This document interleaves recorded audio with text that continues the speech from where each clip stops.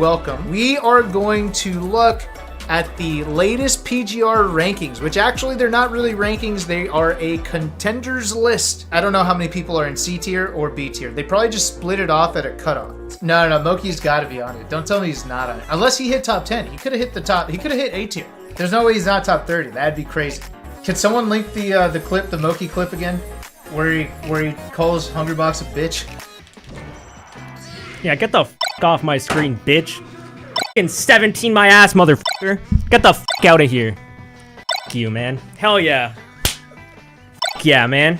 Put some f***ing respect on my name, bitch. By the way, he's not actually talking to Hungrybox. He's talking to Dignitas in this clip. Like, he won the set. He doesn't care. He just found out that he's not on the top 30 list. Breaking news. We're going to look at this list now. I am a React Andy streamer. That means that my reactions have to be fresh, and I know nothing. Okay, so this is part 1 of the Melee NA series. Part 1 will cover the 19 players who were voted in to the B and C tiers of the North American MPGR. Okay, so it's a contenders tier list. These are among the top threats our assembled panel of experts expects to compete for high rankings on the next MPGR. What they really mean is that they didn't make the A tier cut. That's the nicest way to put it. Look, just tell it how it is, P-Test, all right? They didn't make the fucking cut.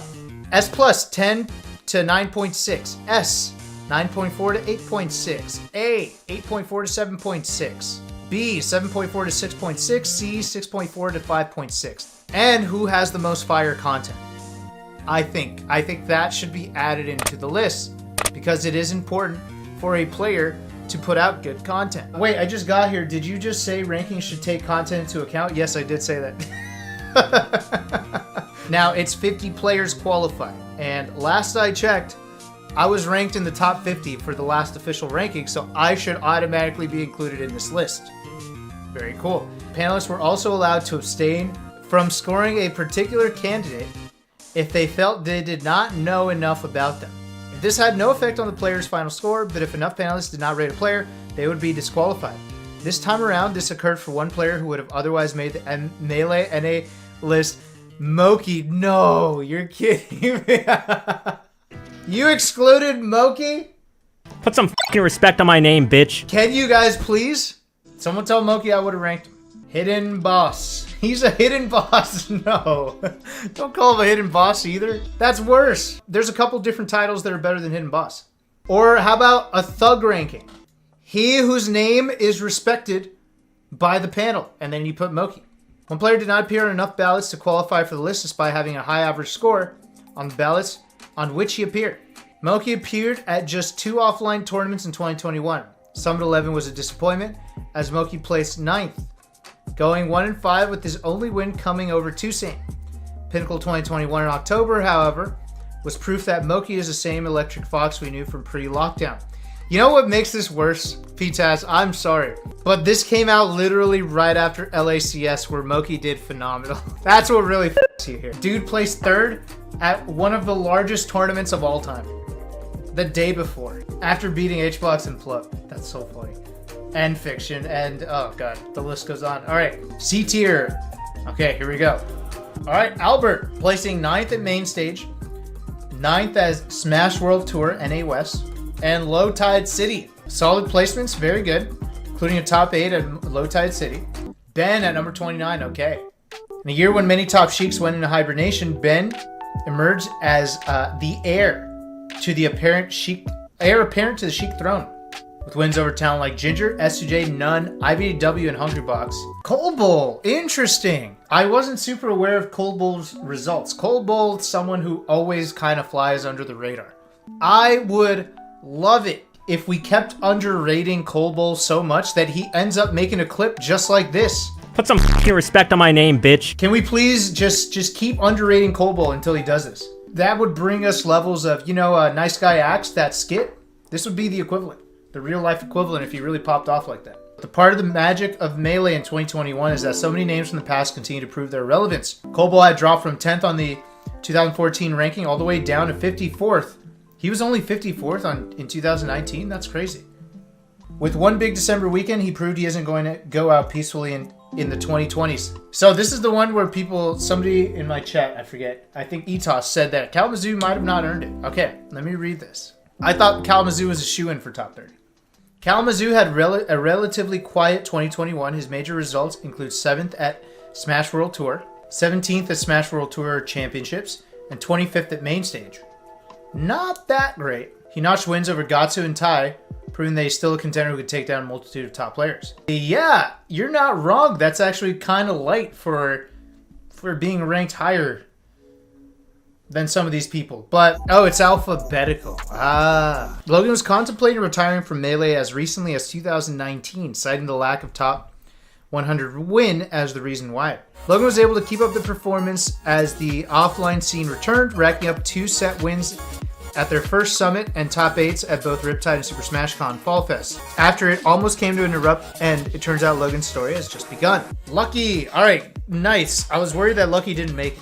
Safe to say that Joey Lucky Aldama has cemented himself in Melee history as more than just Mango's friend. Fast and Furious Orange Fox from Southern California has notched quite a few notable tournament runs over the years, even if 2021 was something of a down year for him. Mainstage 2021 proved much better for Lucky, with wins over Face Roll, Kalamazoo, and Bladewise. That guy still plays, that's crazy. Propelling him to 9th place. However, with no other major tournament results to rely on, it's hard to judge what this means for Lucky's future in Melee in an era where newer players are improving at a quicker rate than ever before. Veteran players like Lucky have to work even harder to maintain their status among Melee's top echelon. Yeah, so we got Meds. The guy with the Marth, whose Fox gets farmed by Bobby Big Balls' Falco, apparently. Meds, the ancient Arizona Fox, always second to Axe on the Arizona PR, pulled out his Marth in tournament against Bobby Big Balls, inspiring a rage clip heard around the world. Meds, you're 30! But no matter how old Meds is, he isn't going anywhere, and 2022 has big things in store for him if his momentum continues into his actual 30s. Yeah, imagine being good at the game in your 30s. That's crazy. The last good tournament I have, which was Main Stage, I beat Meds, and you know what he said to me? He looks at me, he shakes my hand, and he goes, "God damn, you still got it, old man." I was pissed. I'm like, dude, when did I lose it? I've never lost to Meds, and he tells me you still got it. What do you mean? You didn't beat me. What do you mean I still got it? Now the rankings themselves are calling you old. That's how you know. Slug. Okay, good. Slug, I was worried wasn't going to make it either. So that's good. For those new era players who have never suffered the peculiar joy of being wobbled, don't worry. Chances are if you run into Slug in your pools match, you'll get just about the same whooping with a heaving spoonful of style. Slug's proficiency with handoffs and desync based mix-ups make a single grab look almost as lethal as the old days. I'm not gonna lie, I'm a little sad that we have an ice climber in the top 30 in the post-wobble ban era, and we don't have a Samus. That's f***ed up. How is a non-wobbling ice climber going to make the top 30 before Samus does? I'm just sad that it's not happening. Slug has managed to keep the character alive and kicking, ensuring Melee's most polarizing duo is still a threat on the national stage. Sora. Ooh, Sora made it. I did not expect that. Though he only began competing internationally again at the tail end of 2021, made the most of his opportunity to travel. The Australian native received the chance of a lifetime when he was voted into Summit 12. Hell yeah. While he may have placed 13th at his first major, wins over Ginger and Null, yeah, okay. And a bevy of Game 5 sets made it clear that Oceania's talent should not go ignored. Sora's North American fans may not have to wait long for his return, because when asked about his goals for 2022, Sora responded with how he wants to move to either the US or Canada and give Melee a fair crack. He would say it exactly like that too. After a downright amazing international breakout, the doors for success seem wide open for Sora. Ah, nice. Yeah, no, and he's a content master, which, like I said earlier, content should be a factor in the rankings. Hence why he probably made the top 30. His content's good. Zamu. I did not expect Zamu either. Why did we not use his gun picture? MPGR, is this because of some sort of affiliation with Nintendo? We couldn't use the gun picture? Okay, hold that L, NA East, and Low Tide City. Okay, 5th, 9th, and 13th respectively. 3 things in life are guaranteed: death, taxes, and Zamu attending a big Melee tournament. When you enter a ton of events, naturally you're bound to get at least one signature win. Don't say that in the blurb. That is not true. Plenty of people enter plenty of events, and they do not get a signature win. Name someone with a big fan base, and chances are that they've lost or been taken to the limit by Zamu. Okay, fun fact. God damn it. When Netplay was on Anther's ladder, I was grinding under my Smurf, and I was about 60-0, ranked number 7th on the ladder. For some reason, people still didn't realize that I was the Smurf. They're like, who's this random Samus that plays Green Samus from SoCal who has literally 0 losses? Who could it possibly be? But yeah, I had 0 losses until I played some fucking fox from the Midwest.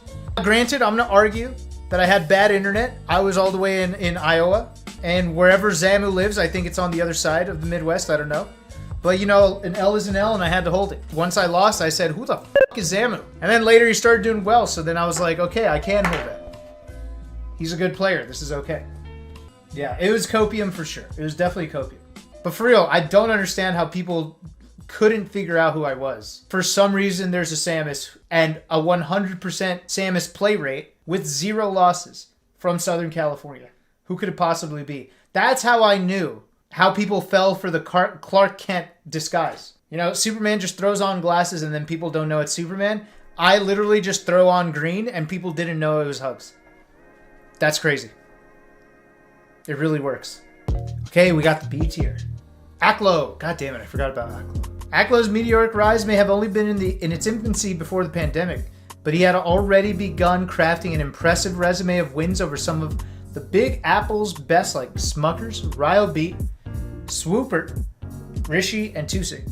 This is all especially impressive when one considers that nearly all of New York's top players are established veterans of many nationals, whereas Aklo before 2021 had never even attended one himself. Yeah, Aklo was for the longest just a straight up hidden boss.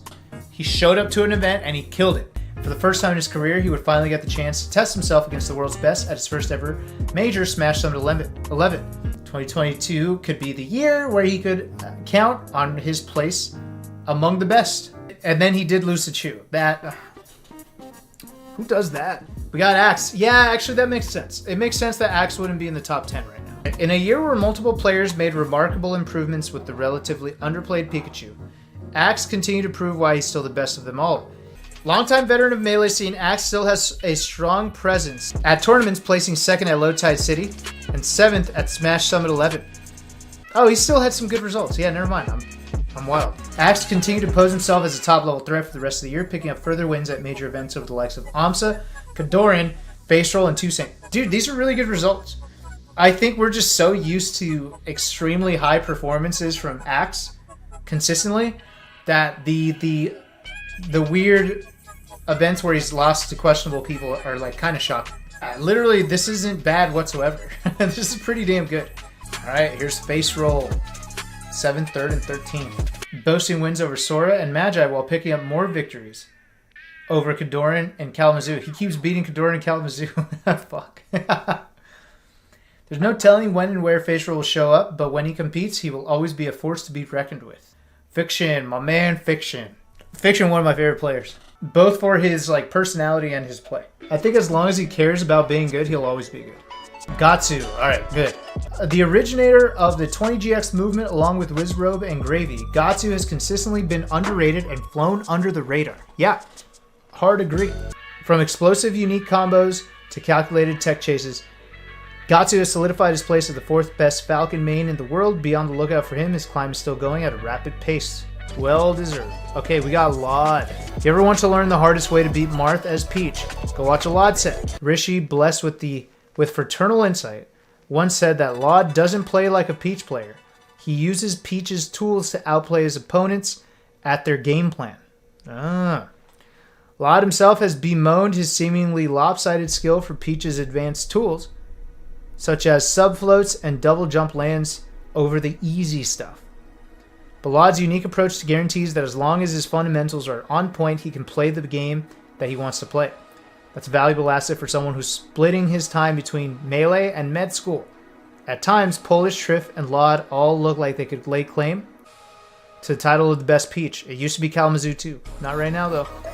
Only one of them, though, will come out of this with an MD. That's true. Okay, Magi. Yeah, let's go. Magi's favorite Southern belle, Sasha Magi Sullivan, left an indelible impression in her return to offline competition. For starters, she managed to place within the top 8 at 2 of the 5 majors she attended last year. Magi also notched one of the biggest wins of her career at Smash Summit 12 by edging out Wizrobe in a tight Game 5 set. That was one of the best sets of Summit, by the way. This marked her first top 10 win in nearly 3 years? Since she beat Mango? No, really? 3 years? Despite a few substandard losses here and there, Magi's consistency was fantastic, and by the end of the year, she was able to boast a plethora of wins over top talents such as Zamu, Gatsu, Ginger, and Esfet. Were they not top 10 when she beat them? Or are they saying that first it was Wizrobe and then she beat Esfat? Yeah, Esfat is 100% top 10, especially right now. None. One of Canada's finest, one of the most electrifying Captain Falcon players in Melee, a man of many facets. None is among the most compelling players in modern Melee has to offer, and he makes it known at every tournament he competes in. Despite travel distance, None was present at multiple large tournaments, managed placings such as 7th at Smash Summit, 9th at Smash World Tour, and 17th at Main Stage. Along the way, None took down fierce competitors like Wizrobe, Kadoran, Aklo, Magi, and Bend. The bevy of major tournaments set to return in full force 2022. None should have plenty of opportunities to show off why he's still one of the top Falcon players in the game. I feel like None kind of slipped up towards the end for sure. Yeah, I still think he deserved to be in the top 20. Now, Johnny being outside the top 10 is a little surprising, but he also slipped up more recently too. Ooh, Johnny not top 10? Oh god. Alright, Captain Falcon is enjoying a golden age, and that would be unimaginable without Johnny.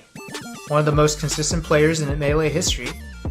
Johnny kept it up across an incredibly active 2021, recording losing set counts against just 4 of the 43 players against whom he played multiple sets in. Zane, IBW, Fiction, and Tucson.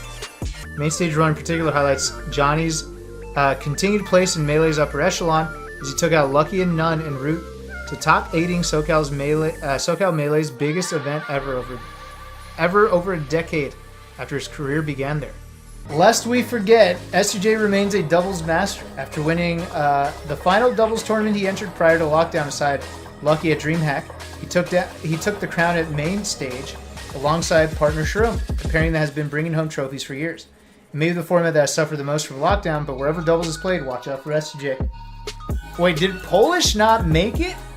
Or did Polish make the top 10? Hold up. Cool. So that's the list. We finally have rankings again for our scene. Shoutouts to Panda for putting this shit together again. Love to see it. Our scene needs this sort of thing. It builds, what is it, chat? Tell me again. Storylines. Storylines. Very important for the scene. When are you coming back, Hugs? I don't know. We're going to see. Okay, so yeah, those were the results. I think we covered like the big stories of the event, like who really shined. Well, yeah, that was the little mini recap. This along with yesterday's. Thanks a lot for watching. Peace. Does it make you nervous when I stare right at you, chat? Or is this the proper way to stream? I don't know. Doesn't Coney do that? Coney's a good streamer, so I'm going to do it too. Right? It's weird, right? Maybe don't stare that much. I watch Twitch to avoid eye contact. Yeah, that's true. Okay.